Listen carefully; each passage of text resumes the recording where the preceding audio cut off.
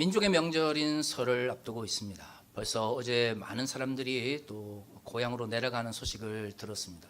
우리는 왜 명절이 될 때마다 고향을 떠올릴까요? 사실 요즘 MZ 친구들은 서울 인구가 원체 많다 보니까 고향인 서울인 친구들도 많고, 또 경기도권도 꽤 많은 사람들이 살다 보니까 서울이나 경기도권에 사시는 분들 같은 경우에는 고향이라고 하는 말이 그렇게 와닿지 않을 겁니다. 왜냐하면 지하철 타고 한 30-40분만 가면 고향인 집이 바로 옆에 있으니까요.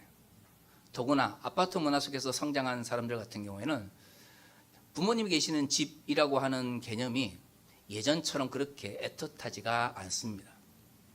그렇다고 해서 명절 자체가 의미가 없어지는 것은 아니죠. 단지 명절을 바라보는 가치가 달라지는 것이라고 저는 생각을 합니다. 지금 기성세대라고 하시는 분들도 이제 점점 부모님들이 많이 돌아가시는 연령대가 우리가 되었잖아요. 사실 명절이 부모님이 계실 때하고 계시지 않을 때는 느낌이 완전히 다르지 않습니까? 그러니까 우리가 명절을 떠올리는 이유가 그것이 전통적으로 그것을 지켜왔기 때문인 것인지, 아니면 명절을 통해서 우리가 과거 귀하게 생각을 했지만 현재 뭔가 좀 잊어버린 것에 대해서 잠시 다시 한번 돌아보는 시간을 가지는 것이 아닌지는 한번 좀 생각해 볼 필요가 있어요.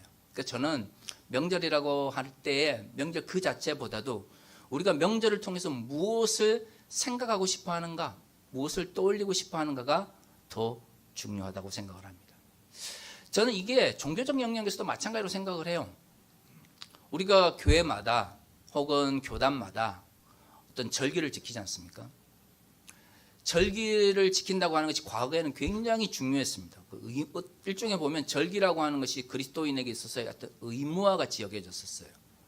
물론 의미가 있고 가치가 있기 때문에 그 절기를 지키는 거겠지만, 절기라고 하는 것을 너무 의무라고 하는 관점 속에서만 자꾸 접근하다 보면 그 절기를 통해서 담아내고자 하는 의미, 가치를 종종 잊어버리게 됩니다. 제사라고 하는 것이 원래는 조상들에 대한 감사와 또한 자기를 길러준 우리의 부모님과 우리와 함께했던 친족들을 생각하고자 하는 좋은 의미에서 시작이 되었지만, 농촌 문화에서 도시 문화로 전환하는 가운데서 여전히 과거의 관습을 지켜야 된다라고 하는 생각에 박혀 있다 보면 제사라고 하는 것이 조상들에 대한 또는 부모님들에 대한 감사와 기쁨의 마음이 아니라 마치 그것을 하지 않으면 내가 복을 받지 못하는 것처럼, 내가 그것을 하지 않으면 사회적인 측면에서 사회적 구성으로서 역할을 제대로 감당하지 못하는 것처럼 과거에는 이야기를 많이 했었어요. 아무리 좋은 의도로 만들어진 절기 혹은 제도라고 할지라도 그 의미를 담아내지 못하거나 혹은 그것을 지키는 사람들이 그 의미를 잊어버리게 되면 오히려 그 절기가 그 의미를 밀어내는 그러한 역할을 감당하게 됩니다. 이거는 하나님의 말씀을 배웠던 과거의 사람들도 마찬가지예요. 제가 한번 오후 설교 시간에 한번 말씀을 드린 적이 있습니다만은, 기독교 역사에 있어서 가장 큰 전환이다라고 하는 것은 아마도 콘스탄티누스 황제에 의해서 이루어졌던 소위 말하는 콘스탄티누스의 전환이라고 하는 것이 있을 수 있을 겁니다. 313년 밀라노 칙령 이전까지 기독교는 로마 제국 내에서 이단으로 분류되면서 핍박받는 종교였습니다. 그러다가 313년에 기독교를 공인한다라고 하는 칙령을 통해서 기독교가 제국 내에서 인정받는 종교가 되었고, 325년에 콘스탄티누스 황제를 중심으로 니케아에 당시 로마 제국에 있었던 모든 주교들이 모여서 회의를 하게 되는데, 이것이 바로 니케아 공의회입니다. 이 니케아 공의회를 통해서 처음으로 기독교 내에서 공식적으로 삼위일체에 대한 가르침이 정립이 되었습니다.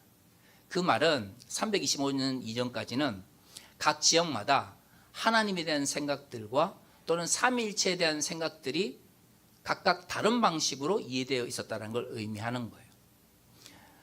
그래서 우리는 이 두 개를 묶어서, 즉 밀라노 칙령과 니케아 공의회를 묶어서 콘스탄티누스의 전환이라고 이야기를 합니다. 즉 콘스탄티누스 전환이라고 하는 것은 핍박받던 기독교가 제국의 종교로 바뀌었다는 걸 의미하는 것이고, 그 이전까지는 로마 지역 내 각각의 지역마다 다른 신학적 견해들이 난무했던 것이 니케아 공의회를 통해서 삼일체론이 정립이 되고, 그 이후에 우리가 알고 있는 보편적 교회, 하나의 일치된 교회를 추구하는 흐름들이 로마 제국 내에서 나타나기 시작하는 것이죠. 그런데 이런 그 역사적인 과정을 살펴보면 재밌는 사실 중에 하나가 뭐냐면, 이 콘스탄티누스의 전환이 일어나기 전까지, 그러니까 적어도 기독교회가 한 300년 정도, 예수께서 승천하시고 한 230, 40년 정도까지는 기독교 내에서, 초기 기독교 공동체 혹은 초대교회 내에서 평화주의적 전통이 굉장히 강했습니다. 성경의 예수님의 가르침을 살펴보면 폭력이나 무력에 대해서 굉장히 부정적인 인식들이 강하죠. 어떤 형태든 간에 콘스탄티누스의 전환 이전까지 기독교는 평화주의적 생각이 굉장히 강했어요. 그러다 보니까 이 시기에 쓰여진 초기 교부들의 글을 살펴보면 그리스도인이 군인이 된다든가 그리스도인이 공직자가 되는 것에 대해서 굉장히 부정적으로 묘사합니다. 지금은 우리 입장에서는 아니 공직자가 되는 게, 공무원이 되는 게 뭐가 문제냐 생각할 수 있지만, 당시 로마 제국 내에서 군인이 된다고 하는 것은 로마가 한창 제국을 확장할 때였기 때문에 외부에서 쳐들어오는 적을 막아내기 위해서라기보다는 제국의 영토를 확장하기 위해서 전쟁을 해야 되는 경우가 많았고요. 공무원이 된다고 하는 것은 기본적으로 황제를 숭배하는 것을 전제로 해서 로마 제국 내에서 사회적인 지위를 높여야 된다는 걸 의미하는 것이었어요. 그런데 이 콘스탄티누스의 전환이 일어나서 가장 큰 변화가 일어나는 부분가 뭐냐면, 사회적 공권력과 그 다음에 공무원이 되는 것에 대해서 교부들의 글 속에서 굉장히 다른 변화가 일어나기 시작합니다.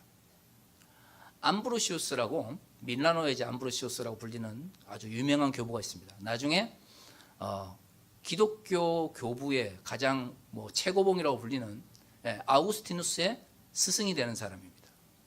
밀라노에서 주교를 했던 이 암브로시우스는 세례를 받고 밀라노의 주교가 되기 전에는 로마에서 꽤 높은 위치에 있었던 공무원이었어요.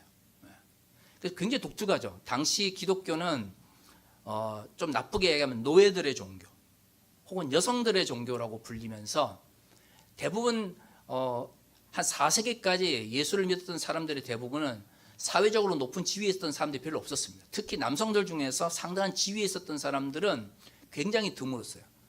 누가복음에서 왜 데오빌로 각하여 이렇게 하면서 데오빌로라고 하는 한 사람의 명의로 누가복음이 쓰여졌겠습니까? 그 당시에 로마 제국 내에서 일정한 사회적 지위가 있던 사람이 회개를 한다라고 하는 것은 당시 기독 공동체에게서 엄청난 의미를 가지는 것이었어요. 그렇기 때문에 누가복음을 또는 사도행전을 기록했을 거라고 생각되어지는 이 성경을 기록했던 저자가 데오빌로라고 하는 특별한 의미를 가지는 사람을 위해서 누가복음을 기록할 정도로 그 당시에 기독교는 그렇게 사회적으로 인기가 있는 종교가 아니었어요. 그런데 이 암브로시우스는 회개하고 주교가 되기 전에 꽤 높은 로마의 공무원이었단 말이에요. 이 사람이 이제 주교가 되고 나서 교부들의 글 속에서 공권력에 대해서 가장 적극적으로 설명하는 사람이 됐어요. 이분은 사회 질서를 유지하기 위해서 정의 그리고 공공의 선이 필요한데, 이 정의와 공공의 선을 위해서는 하나님께서 인정하시는 정당한 공권력이 반드시 필요하다라고 이야기를 했던 사람이에요. 그리고 이 암브로시우스는 교부들 중에서도 처음으로 만약에 로마라고 하는 이 제국이 하나님의 뜻을 저버린 상태에서 타락하거나 몰락의 길로 걸어갈 경우 여기에 저항하는 그리스도인들이 무력을 통해서라도 이를 바로 잡아야 된다라고 말할 정도로 콘스탄티누스의 전환 이후에 공권력과 폭력에 대해서 가장 큰 인식의 전환을 가져온 교부였어요.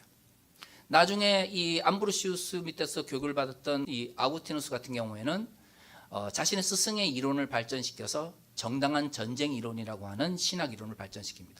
그리스도 그 이전까지, 아구스티누스 이전까지는 그리스도인은 전쟁에 참여해서는 안 된다라는 생각이 강했거든요.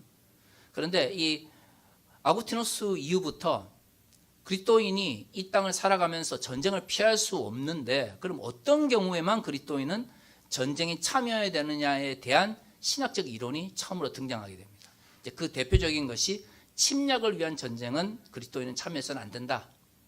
외부로부터 로마가 침범을 받았을 때에 그리스도인들이 힘을 가지고 있다면 그것을 통해서 전쟁 혹은 무력을 사용할 수 있다라고 하는 이론이 이 아우구스티누스를 통해서 정립이 돼요. 지금도 현대 사회에서 공권력에 대한 신학 이론을 보면 한쪽은 이제 평화주의적 전통적 의미의 평화주의적 전통이 하나 있고 또 하나는 아우구스티누스로 대표되어지는 정당한 전쟁 이론이라고 하는 게 있습니다. 근데 신약 성서에는 평화주의적 전통에 대한 이야기가 대부분이에요. 예수님의 가르침은 거의 폭력과 아니면 무력에 대해서 굉장히 부정적으로 묘사하거나 그리스도인들이 여기에 참여해서는 안 된다라고 하는 쪽으로 많이 가르침이 있습니다. 오히려 정당한 전쟁 이론과 관련되어 가지고는 성경적인 가르침을 찾기가 쉽지 않아요. 근데 생각해 보세요. 그 이전에는 로마가 굉장히 강력한, 다시 말해 로마가 그 주변에서 가장 강력한 힘을 가지고 있었기 때문에 전쟁이라고 하는 것이 기본적으로 다 영토를 확장하거나 황제의 욕심을 위해서 하는 것이었어요.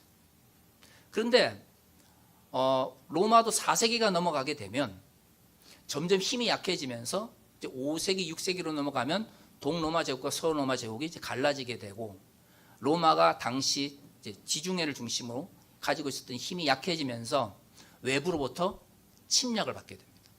그러니까 정당한 전쟁 이론이 등장하기 전, 즉 평화주의적 전통이 강할 때는 전쟁이라고 하는 것이 로마가 외부를 어떻게 해요? 쳐들어가는 게 일반적인 것이었어요. 그러다 보니까 교부들의 생각 속에서는 영토 확장을 위해서 황제의 욕심에 의해서 전쟁을 하는 것은 그리스도인들이 절대로 참여해서는 안 된다는 생각이 강했어요.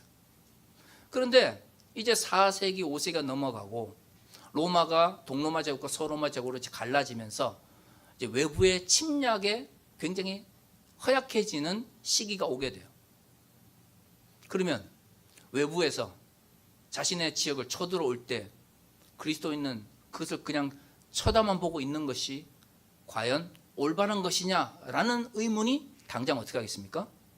교부들과 그리스도인들에게 나타나겠죠. 특히 이제 이 정당한 전쟁 이론을 아구스티누스가 가장 적극적으로 이제 발전시키게 된 게 이 사람이 이제 히포에서 주교를 하고 있을 때, 히포는 지금의 북아프리카 쪽에 있어요. 이집트 옆에 있단 말이에요. 그러니까 로마로부터는 좀 거리가 떨어져 있죠. 그런데 이 사람이 히포에서 주교를 하고 있을 때 갑자기 고트족이라고 하는 지금의 이제 독일 북쪽에 있는 게르만족의 일족이었던 고트족이 로마를 쳐내려오게 됩니다. 근데 이 고트족이 얼마나 전쟁을 잘했는지 당시 강력했던 로마가 고트족의 침략을 받아가지고 제대로 방어를 하지 못하게 돼요. 그래서 로마가 고트족의 점령을 당해서 불바다가 되는 것을 경험하게 돼요. 지금이야 독일 사람들 막 잘 먹고 잘 산다고 할지 모르겠지만 로마 시대에는 다 바바리안이라고 해서 야만이라고 그랬거든요. 로마처럼 하나님을 섬기고 로마처럼 로마처럼 예술을 아끼는 나라가 소위 말하는 야만인에 의해서 폭력적으로 불타는 모습을 보면서 이것이 과연 하나님의 뜻인가에 대해서 아구스티누스는 이제 의문을 가지게 되죠. 그러면서 쓴 책이 바로 하나님의 도성 혹은 시공론이라고 불리는 책이 나오게 된 거예요. 과거의 신학의 역사를 살펴봐도 성경에 없는 내용이라고 할지라도 우리가 믿고 있는 신앙은 끊임없이 우리가 살아가는 현실 속에서 그 시대의 문제를 뭐예요? 껴안고 고민했던 사람들에 의해서 지금의 우리가 믿고 있는 신앙의 모습이 있는 거예요. 우리는 2000년이라고 하는 기독교 역사 속에서 형성되어진 신학적 가르침을 기반으로 성경을 바라보니까 성경이 가지고 있는 연속성만이 눈에 들어오죠. 하지만 성경은 굉장히 많은 부분 불연속성을 가지고 있어요. 더구나 초기 기독교 공동체는 적어도 200년 정도 우리가 알고 있는 27권의 신약 성서를 다 가지고 있지 않았어요. 그러다 보니까 복음서만 해도 4권이잖아요. 마태복음은 아브라함과 다윗의 자손에 대한 예수님의 모습을 이야기하죠. 누가복음은 뭐예요? 데오빌로로 상징되어지는 로마적 문화 속에서 상당한 교육을 받은 사람을 위해서 쓰여진 거예요. 마가복음은 하나님의 아들 예수 그리스도에 대해 썼습니다. 그러다 보니까 마가복음은 예수님께서 선포하신 말씀은 별로 기록되어 있지 않고 뭐가 제일 많이 기록되어 있죠? 예수님의 기적과 능력에 대한 말씀이 많아요. 요한복음은요. 요한복음은 로고스라고 하는 당시 로마에서도 상당한 철학적 교육을 받았던 소위 말하는 배운 사람들이 예수님을 어떻게 받아들여야 되는가에 대해서 쓰여진 거예요. 그러다 보니까 네 권의 복음서는 우리는 하나님의 말씀 이렇게 가지고 받아들이지만 각각 그 네 권의 복음서는 강조하고자 하는 예수님의 모습이 다 달라요. 그런데 우리는 그런 예수님의 모습에 대해서 전혀 불편함을 못 느끼잖아요. 왜냐하면 거의 초기 기독교 공동체가 콘스탄티누스 황제에 의해서 제국의 종교에서 기독교가 되고 나서 한 150년 넘는 시간 동안 이 네 권의 성경에서 기록되어진 예수님의 모습을 어떤 식으로 통일할 것인가에 대해서 치열하게 고민을 했기 때문에 우리는 그 150년에서 200년의 시간 동안 형성되어진 신학적 기반이 있기 때문에 성경 4개 속에서 예수님의 모습이 각각 다른 모습으로 또 각각 다르게 강조함에도 불구하고 전혀 뭐예요? 거부감을 못 느끼는 거예요. 그러니까 신학이라고 하는 것, 신앙이라고 하는 것은 그냥 2000년 전에 예수께서 말씀하신 것을 그냥 아무 생각 없이 하나님의 말씀이라고 하고 그냥 읽고 넘어가서 지금의 모습을 가진 게 아니라 그 시대 속에 사람들이 고민하고 갈등했던 것들을 어떻게 해요? 신앙인들이 치열하게 그 시대 속에서 고민했던 결과가 지금 우리가 알고 있는 성경의 말씀인 거죠. 근데 이상하게 우리나라는 신앙이 강하다, 믿음이 좋다, 그러면 그럴수록 세상에 대해서 배타적이거나 세상의 문제에 대해서 무관심하거나 그냥 교회에만 가만히 앉아 있는 것을 믿음이 좋다라고 생각을 해요. 기독교는 그런 종교가 아닙니다. 자꾸 한국 교회가 기독교를 자꾸 그런 종교로 만들어 가는데 기독교는 세상을 떠나서 세속과 나를 이분법적으로 분리해서 그리스도인들이 그저 종교적 영역에서만 하나님 말씀을 잘 지키면 된다라고 가르치는 종교가 아니라는 거죠. 기독교는 과거에도 그랬고 지금도 세상 속에서 역사 속에서 자신의 역할과 사명을 감당하기 위해 노력한 거예요. 그런데 과거 한국교회가 너무 근본주의적 성향이 강하다 보니까 성경의 말씀들 중에서 일부는 그런 근본주의적 성향이나 아니면 이분법적 세계관 속에서 왜곡되어서 선포되어진 경우가 많았습니다. 오늘 우리가 읽은 본문 말씀 중에 이 14절의 말씀도 그 대표적인 말씀이에요. 아마 이 말씀은 많이 들어보셨을 겁니다. 14절에 너희는 믿지 않는 자와 멍에를 함께하여 매지 말라. 의와 불법이 어찌 함께하며 빛과 어둠이 어찌 사귀며. 요즘은 뭐 이런 식으로 설교하신 분이 없지만 과거에 상당수의 소위 말하는 보수적 교회에 있는 목사님들이 청년들 사역하면서 이 본문을 그런 식으로 많이 설교했었어요. 이 본문 봐라. 믿는 사람하고 믿지 않는 사람하고 함께 멍에를 매는 거 아니다. 그러니까 결혼할 때에 안 믿는 사람들하고 뭐 하지 마라? 결혼하지 마라. 이런 식으로 설교 진짜 많이 했어요. 저는 이 본문 가지고 그런 설교를 진짜 여러 번 들었거든요. 아니면 뭐 사업을 하거나 아니면 직장을 다닐 때에 믿지 않는 사람들하고 함께 뭐 하지 마라. 일을 할 거면 믿는 사람들끼리만 해라. 이런 식의 설교로 되게 많았었어요. 예전에는 뭐 그런가 보다 이 생각을 했는데 사실 오늘의 본문 말씀은 그런 의미가 아닙니다. 사실 지금 생각해보면 상식적으로 말이 안 되죠. 모르겠습니다. 다른 나라는 잘 모르겠습니다. 우리나라는 보통 그 교회 내 남녀 비율이 여성이 6, 남성이 4. 그러니까 남성이 많은 곳은. 아니면 보통은 한 7대3 정도입니다. 안타깝게도. 우리 남성 젊은 친구들을 위해서 교회가 너무 전도를 하지 않았나 과거에 그런 생각이 들 정도로. 어떤 여성들의 비율이 절대적이에요. 그러면 딱 눈에 보이는 비율이 6대4나 7대3인데 결혼 정년기에 있는 여성 그리스도인들한테 믿지 않는 사람들하고 결혼하지 말라고 그러면 그럼 어디서 그러면 배우자를 찾습니까? 말이 안 되죠. 저는 그런 식으로 설교하신 목사님들 지금 생각해보면 정말 무책임하다는 생각이 들어요. 너무 무책임해요. 그거 정말 어떻게 그런 식으로 그 당시에는 그렇게 설교를 하는데 다 아멘을 했는지 모르겠어요. 오늘 본문의 말씀을 이해를 하려면 우리가 읽은 본문의 말씀 6장 11절 앞에 있는 이야기랑 같이 생각을 해야 됩니다. 자, 고린도 후서는 왜 쓰여졌죠? 바울이 고린도 교회를 세우고 잘 키워놓고 교회 지도자를 잘 키워놓고 다른 지역에 복음을 전하러 갔는데 고린도 교회가 어려움을 겪는다는 소리를 들어요. 그래서 바울이 고린도 교회를 가고 싶었는데, 그리고 가겠다라고 약속도 했는데 정확하게 어떤 일인지는 알 수 없지만 고린도 교회를 갈 수 없는 일이 발생하게 됩니다. 그래서 고린도 전서와 고린도 후서 사이에 개인적 서신을 몇 개를 보냈는데, 그 서신 때문에 고린도 사람들이 걱정하는 모습을 보면서 더 이상 우리가 처해 있는 어려움에 대해서 말하지 않겠다라고 이야기를 하는 거예요. 그런데 이제 바울 입장에서 그러면 왜 고린도 교회가 어려움을 처하게 됐는가라고 할 때, 첫 번째는 외부에서 핍박이 오는 것이고, 두 번째는 예루살렘에 있는 사도들의 추천서를 받았다라고 하는 이상한 사람들이 고린도 교회에 와가지고는 자신들이 바울보다 더 권위가 있는 사람들이다.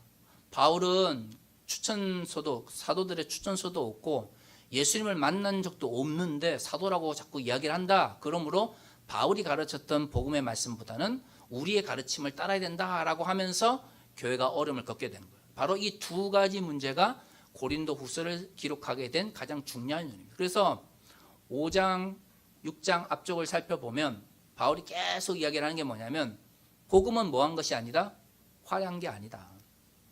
자꾸 사도들의 추천서나 유명한 사도들과의 친분을 자꾸 강조하면서 자신들의 이야기가 바울보다 더 옳다라고 이야기를 하는데, 만약에 그런 추천서가 정말로 복음을 전하는 데 필요했으면 자기는 그들보다 더 추천서를 잘 받을 수 있다는 거예요.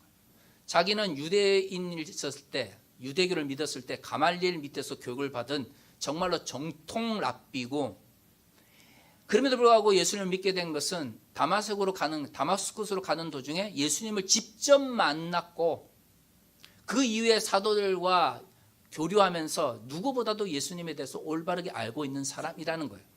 근데 왜 그걸 고린도 사람들에게 말하지 않았느냐? 바울이 생각하기에 복음은 화려한 것이 아니기 때문에 오히려 그렇게 이야기를 하면 복음의 전파가 가로막는 것이 된다고 생각을 했기 때문에 자기는 그런 걸 드러내지 않은 거예요. 그런데 갑자기 듣도 보도 못했던 사람들이 와가지고는 뭐라고 이야기해요? 사도들의 추천서가 있으니까 우리는 더 우월한 사람이라고 이야기를 하는 거예요. 우리가 지금까지 살펴본 것처럼 복음은 화려하지 않다라는 거예요. 오히려 복음을 정말로 제대로 믿고 따르는 사람들은 겉모습은 어떻게 해요?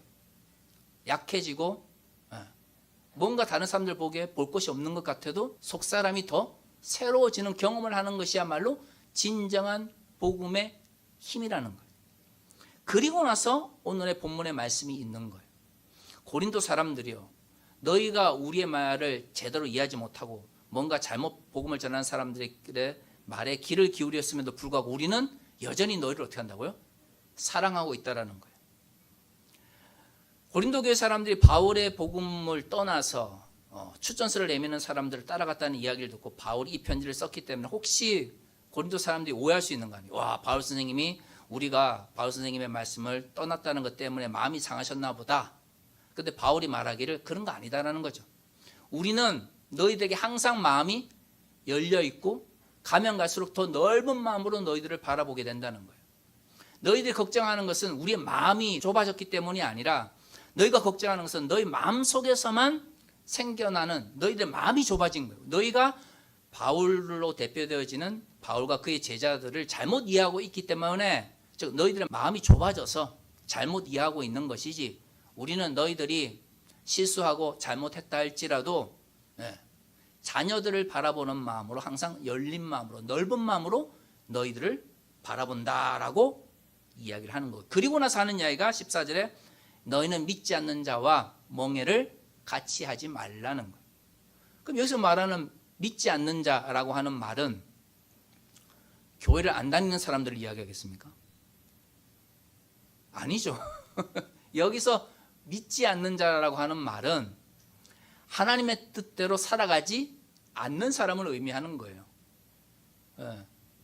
다시 말해, 믿는다, 예수를 믿는다고 그러지만 예수의 가르침인 복음보다 속사람이 날마다 새로워지는 그 복음의 힘을 믿기보다는 추선서 들이밀고 뭔가 세속 사람들에게 뭔가 삐까뻔쩍해 보이고 뭔가 화려해 보이는 것을 가지고 마치 복음인 것처럼 가르치는 사람들을 총체적으로 뭐라고 표현했어요? 믿지 않는 자라고 표현을 한 거예요. 그러면서 뭘 이야기합니까? 의와 불법을 이야기하는 거죠. 그러니까 여기서 명확해지죠. 의는 어떤 사람을 이야기하는 거예요? 그리스도인을 의미하는 거죠. 의를 행하는 사람을 뭐라고 표현한 거예요? 그리스도인이라고 표현한 거고, 그리스도 그 반대쪽에 있는 사람들은 뭐죠? 불법을 행하는 사람. 의와 불법이 함께할 수 없다라는 것이 믿지 않는 사람들과 멍에를 같이 맺지 않는 것과 동일한 거니까, 결국 여기서 말하는 의를 따르는 사람은 그리스도인이고, 불법을 따르는 사람은 그리스도인이 아닐 수도 있지만 동시에 그리스도인이라고 말을 하지만 하나님의 뜻대로 살아가지 않는 사람들을 포괄적으로 뭐라고 말했습니까? 불법이라고 말하고, 그리고 빛과 어둠이라고 합니다.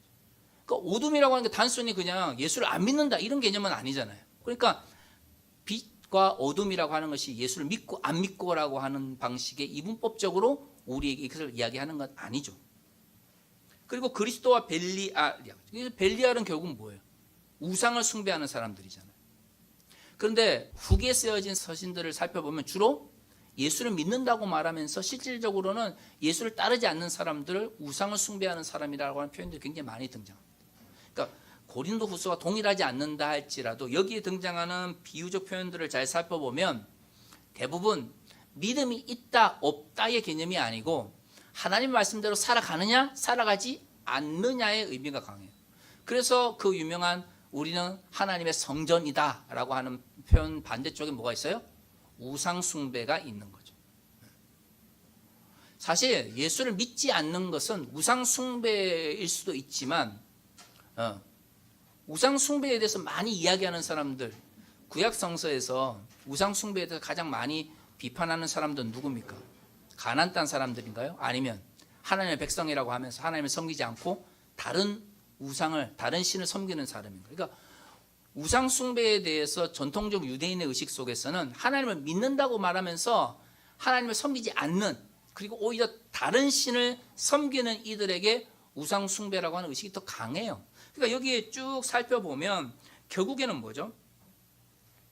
하나님의 백성으로서 살아가야 되는데 하나님의 백성으로서의 그 가치를 따르지 않는 사람들, 이런 사람들을 14절에서 믿지 않는 사람이다라고 표현되어 있는 거예요.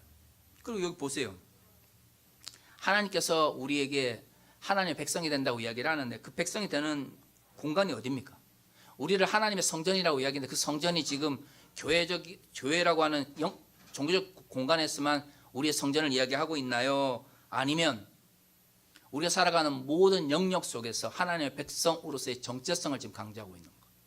부정한 것을 만지지 말라라고 이야기했잖아요. 17절에. 그러면 만약에 세상이라고 하는 게 다 부정하다 그러면 부정하지 않으려면 어떻게 해야 돼요? 우리가 세상을 벗어나야 되는 거죠. 그럼 지금 고린도 교회는 어디 있어요? 고린도 교회는 고린도라고 하는 항구 도시였는데 이 말씀대로 만약 부정한 것을 라는 것이 믿지 않는 혹은 하나님을 알지 못하는 세상을 의미하고 그것에 대해서 완전히 분리되어져야 된다라는 걸 의미한다 그러면 교회가 지금 항구 도시에 있으면 돼요, 안 돼요? 안 되죠. 어디로 가야 돼요? 사막으로 가야죠. 이게 성경에서 말하는 부정한 것을 만지지 말라라고 하는 건 세속적인 것에 손을 대지 말라는 의미가 아니죠.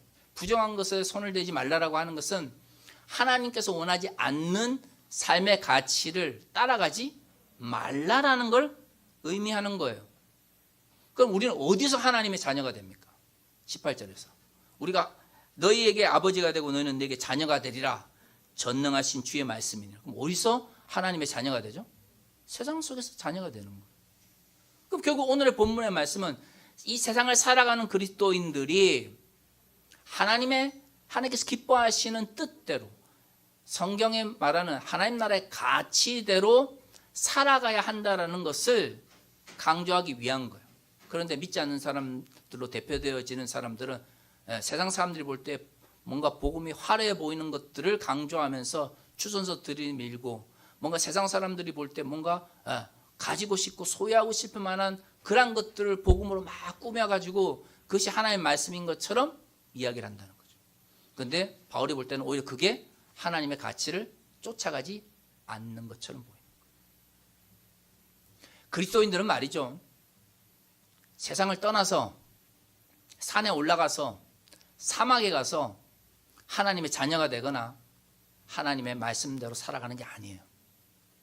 우리는 세상 속에서 하나님의 백성으로서 하나님의 자녀로서의 정체성을 가진 상태에서 하나님의 뜻을 따라서 살아감으로써 하나님 나라의 백성의 정체성을 가지는 거죠. 그런데 과거에는 특히 근본적 성향이 강하다 보니까 종교적인 것과 세속적인 것, 거룩한 것과 아니면 세상적인 것, 이것을 딱 이분법적으로 구분해가지고 그냥 교회만 있으면, 아니면 교회적인 영역에서 이루어지는 행사들만 잘 참여하면 하나님의 백성이 되고 하나님의 자녀가 되고 부정한 것을 만지지 않는 것처럼 가르쳤어요. 성경 어디에 그런 게 있습니까? 성경 어디에 우리가 세상을 떠나서 산에 올라가서 사막에 가서 하나님의 백성을 되고 하나님의 자녀가 되고 부정한 것을 만지지 않는 사람이 된다고 말하고 있습니까? 오늘 본문에서 분명히 말하고 있죠.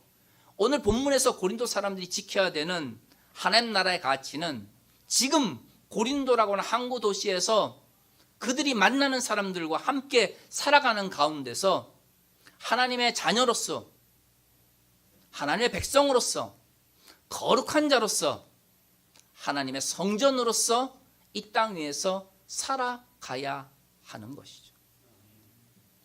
종교적 절기든 종교적 행사든 뭐든 중요한 것은 그것이 의미를, 본질적 가치를 담아내느냐 하는 거죠.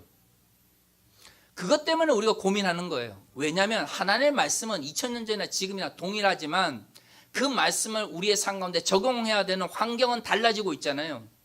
그러니까 과거의 초기 교부들도 하나님의 말씀이 어떻게 하면 그들의 시대 속에서 적용이 될 수 있는가를 고민하면서 살아왔던 것처럼 2026년을 살아가는 우리도 우리가 살아가는 현실 속에서 어떻게 하면 하나님의 말씀을 우리의 삶 가운데서 이 세상 속에서 우리가 살아가는 현실 속에서 적용할 건가를 고민해야 하는 것이죠. 과거처럼 이분법적으로 영지주의적인 구원론에 기반해서 육체적인 것은 다 악하다라고 하는 방식으로 가르친다면 오히려 그러한 가르침은 성경의 가르침을 우리의 삶 가운데 실천하지 못하도록 가로막게 되는 것이죠. 사랑하는 성도 여러분, 우리는 하나님의 백성이며 하나님의 자녀이며 하나님의 성전입니다.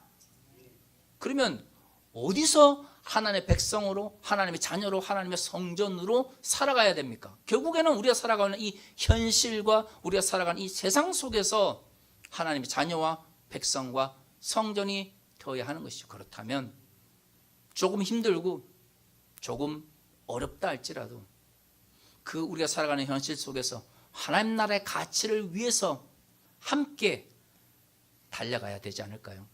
우리의 교회가 우리 성도들이 살아가는 현실 속에서 하나님의 말씀을 실천하며 살아가도록 돕고 위로하며 때로는 함께 달려 나아갈 수 있는 힘을 나눌 수 있기를 소망합니다. 다 같이 기도하겠습니다.